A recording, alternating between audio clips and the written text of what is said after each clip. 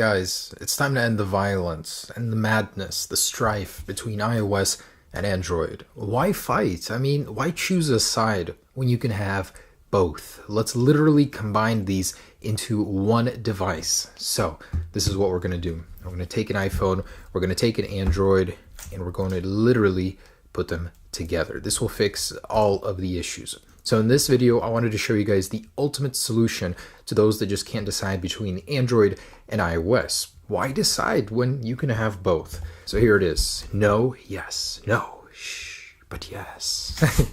All right, let's check it out. So here it is.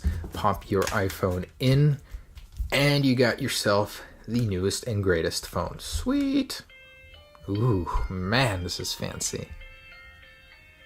I've heard this before, I'm not sure from where. But China Mobile has released this new Android case. It's quite awesome. You get every feature from an Android that you could ever want on your iPhone. Okay, I fooled you guys, didn't I? Anyways, here's a real one. Let's take a look at real Android running on a case on iPhone for the people that just can't decide. This one actually made news yesterday. And, I thought, hey, let me show you guys what that concept would be like. So let's dig in. All right. I've actually been wanting to show you guys this for a while. Now it's just been relevant to talk about it. All these boxes are always so shady. All right, let's see what we got here. So here it is. Super cool. Slim case that runs a version of Android on your iPhone. It looks very nice, like an Apple box here. So excited to see how it runs. I mean, back in the day, you literally had to install Android on an iPhone software-wise, and it was possible. I actually made a video about it a while ago. In this video, I'm going to show you how to dual boot Android 2.2.1, which is Froyo, on your iPhone 2G or 3G. You have Android on your iPhone, and this is the Froyo version. And what I'm probably going to do is I'm going to go find someone that uses an Android device and brag to them how my iPhone can run their OS, but theirs can't do vice versa. Home menu button is the power button, and the menu button is this button right here. And this is the phone button, and to turn it off, you just tap both of them at the same time. And man, the memories this brings back. So is this anywhere near as good as that? Because that was pretty crappy. It was slow and responsive. Your iPhone got heated, near melting temperature. So let's see the 2017 edition or 2016 late edition of Android on an iPhone. Come on. Oh man, this thing is packed in tightly. Oh, come on. All right. Ooh, and there it is. So, Mi Suit.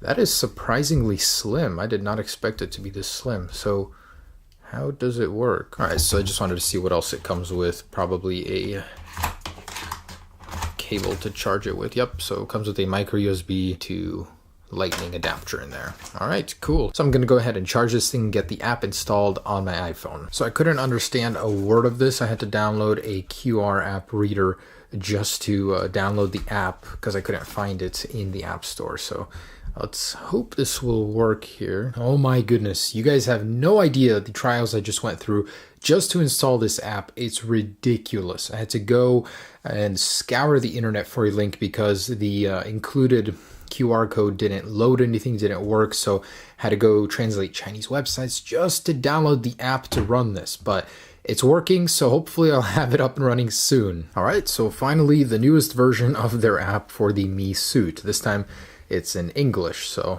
that's good. Something legible. All right, allow. Firstborn signature, allow. Okay, yep. Man, how many of these do you need? Finally, oh my goodness. It's like they try to make this as difficult as possible to install. But I get it, we're not supposed to even have this in America. This is Chinese markets only. Anyways, so jumping into the software, I do have Android running on an iPhone. Well, this is quite a way to run it, but it is seriously running on an iPhone display. This is sort of like an emulation, but a real hardware built into this case. So I actually do have to translate just in order to change the language because I can't read anything right now. So I'm going to attempt to do that. System management. Oh, so you do have the full Android settings in here. Language, thank you. English, oh my goodness, finally. So the battery died. I had to go ahead and get it charged up, and now we can continue. I found out one very glaring flaw with this thing before even getting into it, and it's a big one. So if the battery dies on this thing, it refuses to charge this one. There's some sort of glitch that goes on for whatever reason, because it's a manual setting you have to enable for it to charge this one. So if your iPhone dies and you want to charge it to this guy, no go. You got to take it off and charge it separately. One very, very big design flaw. I don't know why that is. Plus the fact that this is a separate little adapter in here is really annoying because you got to keep pulling it out and placing it back in. It's super, super annoying. Anyways, so let's say everything is going perfectly. It's a great idea. Let's see how they executed it. You run the app and then you go ahead and slide this in here. And if you're lucky, it will connect. Sometimes it doesn't. It's quite annoying how unstable it is. I'm going to try and turn that on. And sometimes you got to pull it out, put it back in. It takes a while, man. It's just stability-wise, it's not there. And there you go. So you have your Android. So the update just installed. It's looking a little bit better now. And it's a fully functioning Android running on your device. Let's go ahead and take a look at what it is. I'm actually kind of curious here in settings. So it's Android 5.1 Lollipop. So click on it, we get our little secret thing.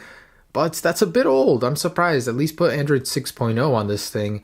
We got our model number. So this is its very own phone. The only flaw is you cannot install any apps of your own. So from the Play Store, you can't download anything like that. It's very, very limited what you can do with this thing. You know, that begs the question, what's the point of it? So it's actually a very, very good Android phone though, just as a standalone mini device. If you wanted something as a backup, not even to power the iPhone, just on its own, it's kind of cool. The surprising thing to me is how responsive it is. I mean, I thought this thing would be buggy and slow. I just saw some promos of this thing and it didn't look very responsive whatsoever, but here it's actually running quite good. So this is actually Android running, but you still have iOS running in the background. You can get your own prompts like this here. That's kind of funny. Now, this case has its own Wi-Fi and Bluetooth modules, so it's not using the iPhones. You literally have to go and set up Wi-Fi once again inside of here. In Bluetooth, it's its own individual chip, which I thought was pretty neat. So you're using that through here. Of course, you can get a lock screen as well. You can do the standard Android locks. And taking a look at the camera application, I'm actually kind of curious, how does it manage this? It's its own app. That is so neat. So, okay, there we go. So you got photos, videos. Can we change any of these settings in here? So basically you grant this app permission and it uses your own stock camera, which I thought was kind of a neat touch. Oh, I'm gonna need to get used to not clicking the home button. You have to use these buttons here. This right here is a sort of like a quick widget. The only thing I don't like about this is you pay for this product and you still get a whole bunch of spam everywhere. Like, it's all in Chinese, you can't even understand it. There's a bunch of widgets you don't really care for, like this hanging here. And you get this here. I don't know. It's just full of spam. It's not a stock version of Android, which kind of sucks. Would have made it much better. Someone actually managed to root this thing though on the forums, so that way they installed Play Store and their own apps, and it's a very, very slow hardware. Don't get me wrong, you're not gonna be able to do any intense gaming on it, but you can root it and get your own stuff on here. So it's basically an Android phone, very, very watered down. Not much you can do, but it's essentially there, and it's Android running on an iPhone, which is the craziest part. So the reason for me to even make this video, guys, was to show you guys kind of what's available right now for this solution, getting Android on iPhone, because these guys, for the I case that I'm going to show you guys here very, very soon, I got in contact with them. They're sending me one of those cases. It's actually a fully fledged Android phone running on the back of your phone with a separate display. So these are pretty much two competitors of running Android on iPhone, and I'm hoping that one will be much better because this one is a bit limited. I mean, I'm just wondering why I would need this, to be honest. I have iOS on my phone. Why do I need to run Android on it as well if I can't even install my own applications that I wanted to? That's my only thing. But there are a couple cool things, you know, above and beyond. So what you can do is you can actually offload storage from your iPhone onto here. So there's about 12 gigs. You can go ahead and select some photos. Man, back from the Pokemon Go days here. copy to Me Suit, and it'll take those and copy them instantly. So now you've offloaded some storage. You can delete those off of your iPhone until you need them again. That's pretty cool. You can check your battery in here, and the Me Suit, for whatever reason, has some issues with the battery. Like it'll die suddenly. You know, it'll be like at 50%, then it'll say it's at 0. Not sure what that's about. You know, if you're buying one of these for $200, the software support isn't there, so you're not going to be able to get updates consistently. Although I was surprised to even find an update for this thing. It's not even that stable. I don't know. It's hard to recommend this product, but it's cool. It's like a gimmick, going up to your friends and saying, hey, I got Android on my iPhone. Let me see you do it with iOS. I think it would be near impossible to port iOS 10 to a case because, first of all, licensing and all that crap. So there's no way that would happen. It's a cool concept. You know, it's actually really cool to see this working. The question is, why should you do it? The case that I'm going to review in a few days here, wow, this thing is jam-packed full of features. It's actually quite cool. This thing is a burdensome, you know, emulator almost. Not an emulator. It's running its own Android hardware, but it's hard to do. It's hard to use. Why do you need it? It's not that stable. The support for it has been dropped, so it's hard for me to recommend this, but you know, thanks for watching, guys. Hope you enjoyed taking a look at this, what Android would be like on iOS.